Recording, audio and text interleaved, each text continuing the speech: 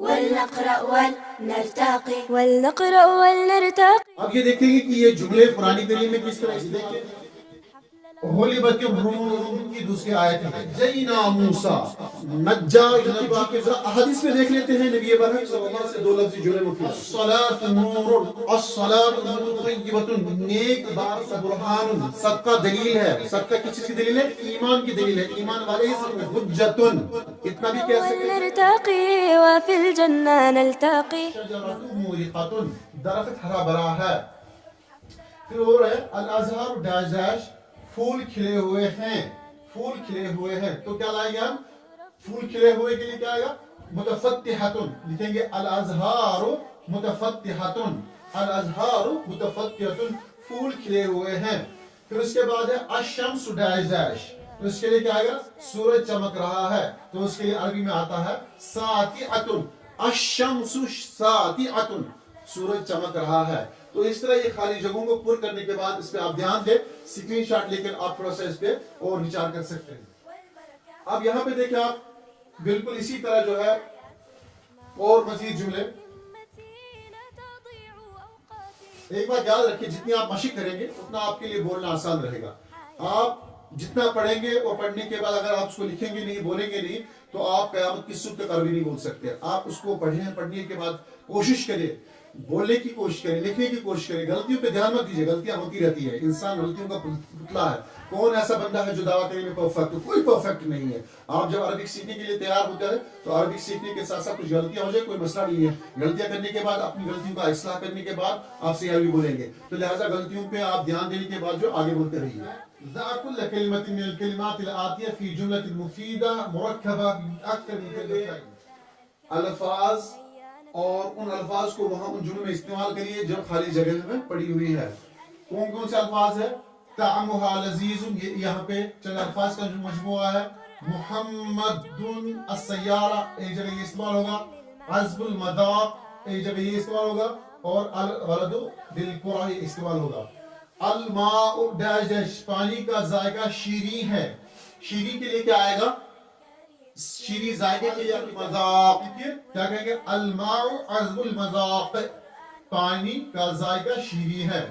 الفاکہۃ dash dash پھل کا مزہ لذیذ ہے تو اس کے لیے کیا آئے گا؟ لذیذ کے لیے لذیذ بھی استعمال ہوتی ہے. کیا کہیں گے؟ الفاکہۃ طعمها لذیذ. الفاکہۃ طعمها لذیذ. پھر اس کے بعد کیا ہے؟ یلعب ڈیش ڈیش لڑکا گیند سے کھیلتا ہے تو کیا کہیں گے؟ یلعب الولد بالکرۃ لڑکا گیند سے کھیلتا ہے. پھر اور ایک لاسٹ اور آخری جملہ ہے یرکب ڈیش ڈیش محمد گاڑی میں بیٹھتا یا سوار ہوتا ہے. اس کے لیے کیا کہیں گے ہم؟ یرکب محمد السیارۃ. یرکب محمد ایک ساتھ پڑھیں کیا پڑھیں گے ہم؟ یرکب محمد السیارۃ محمد گاڑی میں سوار ہوتا ہے. الجمل الآتیہ وبین الکلمات فی کل منها کہتے ہیں کہ ان سینٹنسز کو پڑھیے اور پھر بتائیں کہ ہر جملے میں کتنے الفاظ ہیں. یعنی ایک جملہ بنانے کے لیے کم سے کم 2 الفاظ کا ہونا لازمی ہے. تو اب یہاں پہ سوال یہ ہے کہ یہ جملے دیے گئے ہیں 10-12 جملے ہیں.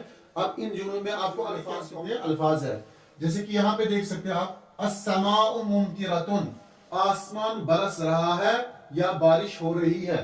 آسمان برس رہا ہے یہ بھی کہتے ہیں یا بارش ہو رہی ہے یہ بھی کہتے ہیں. تو السماء ممطرۃ ممطرۃ استعمال ہوتا ہے بارش کے لیے. اب بتائیں اس میں کتنے الفاظ ہیں؟ اس میں کتنے الفاظ ہیں؟ 2 الفاظ ہے. اس پہ کتنے الفاظ ہیں؟ 2 الفاظ ہے. اس کا اسکرین شاٹ لے کر آپ کے پاس آپ محفوظ کر سکتے ہیں. الحدیقۃ جمیلۃ باغ خوبصورت ہے. اس میں بھی کتنے ہیں؟ 2 لفظ ہے. ینقطع المطر بارش رک رہی ہے. اس کا ینقطع کے معنی کٹ جانا لیکن جب ہم بارش کے ساتھ استعمال کریں گے تو کہتے ہیں کہ انقطع المطر بارش رک گئی یا ینقطع المطر یا سینقطع المطر ان قریب بارش ہو جائے. ینقطع کے معنی ہے رکنے کے معنی میں. تو یہاں پہ کہیں گے ہم ینقطع المطر بارش رک رہی ہے. تو یہ بھی 2 لفظوں پہ مشتمل ہے. ایک ینقطع ایک لفظ اور المطر دوسرا. یسیر السحاب بادل چلتے ہیں اس میں بھی 2 لفظ ہے. تطل الشمس سورج ظاہر ہوتا ہے یا ہو رہا ہے تو اس میں بھی 2 لفظ ہے. الطائر فوق الشجرۃ الطائر ایک، فوقا دو، الشجرہ تین، پرندہ درخت کے اوپر ہے. تو یہ کتنے الفاظ سے مشتمل ہے؟ یہ جملہ 3 الفاظ پر مشتمل ہے. پھر آگے ہے یقطف علی الازہار. یقطف کے معنی ہے توڑنا. یقطف علی الازہار، علی پھول توڑتا ہے. یہ کتنے الفاظ سے مشتمل ہے؟ 3 الفاظ سے مشتمل ہے. ابو غلامان بالقرۃ، دونوں لڑکے گیند سے کھیلتے ہیں. یہ کتنے الفاظ سے مشتمل ہے؟ 3 الفاظ سے مشتمل ہے. ینزل المطر من السماء، بارش آسمان سے اترتی ہے یا نازل ہوتی ہے یا بارش آسمان سے ہوتی ہے. تو اس میں کتنے ہیں؟ یہ 4 الفاظ سے مشتمل ہے. پھر آگے دیکھیں آپ، تسیر السفینۃ فی البحار، جہاز سمندروں میں چلتا ہے. یہ بھی 4 الفاظ سے مشتمل ہے.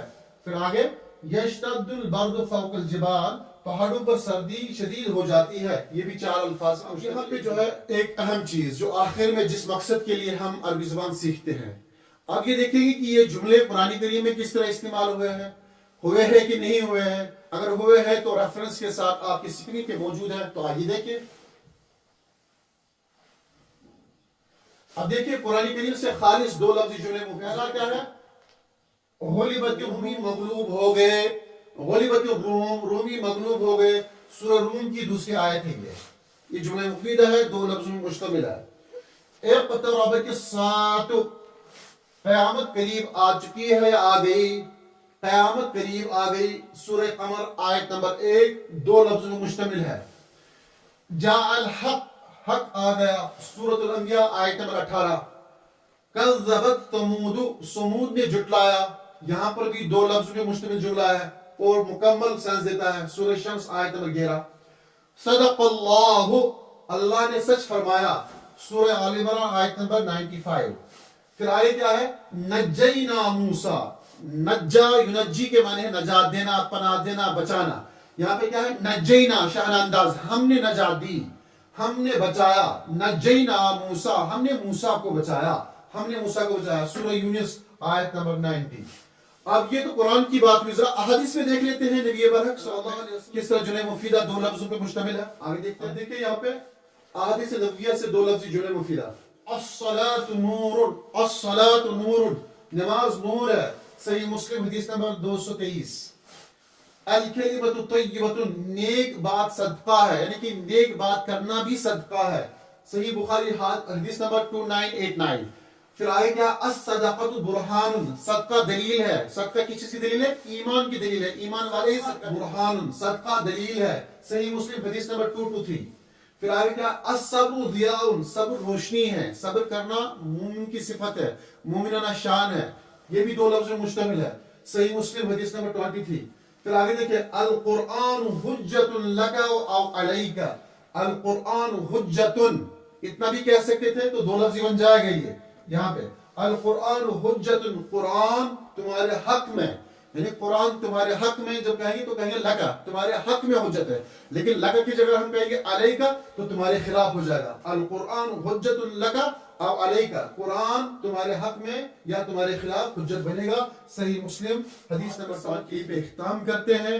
امید کرتے ہیں کہ آپ لوگوں کو النحو الواضح کا پہلا سبق اچھا لگا ہوگا، اور اگر اس میں کوئی کمی خامی ہو تو ہمیں اطلاع ضرور کریں تاکہ ہم اپنے اس پڑھانے میں، اپنے اس سبق میں اور بہتر سدھار لا سکیں. آپ کی رائے ہمارے لیے انتہائی زیادہ قیمتی ہے، اور امید کرتے ہیں کہ آپ ہمارے اس یوٹیوب چینل کو لائک، شیئر اور سبسکرائب ضرور کریں گے تاکہ آپ بھی اس علمی کام میں ثواب کے حقدار بن سکتے ہیں.